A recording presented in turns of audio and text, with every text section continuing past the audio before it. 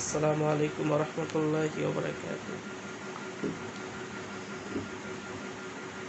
প্রিয় দিনী ভাই ও বোনেরা, আপনারা আমার এই অনলাইন ক্লাস বা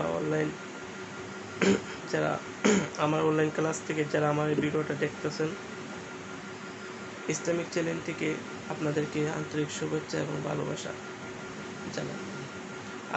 আজও আপনাদের মাঝে একটা দোয়া নিয়ে এসেছি। দোয়াটা অত্যন্ত গুরুত্বপূর্ণ একটি দোয়া। আমরা দুর্ঘটনায় অনেক সময় আঘাতপ্রাপ্ত হয়ে ব্যথা অনুভব করি। ওই ক্ষেত্রে রাসূল করিম সাল্লাল্লাহু আলাইহি সাল্লাম আমাদেরকে একটা দোয়া শিক্ষা দিয়েছেন। দোয়াটা হচ্ছে 3 বার বিসমিল্লাহ বলে 7 বার এই দোয়ার স্থানে হাত রেখে এই দোয়াটা পড়বে। যেমন দোয়াটা হচ্ছে আউযু বিল্লাহি ওয়া কুদরতিহি মিন শাররি মা ওয়াহুযাজিরু।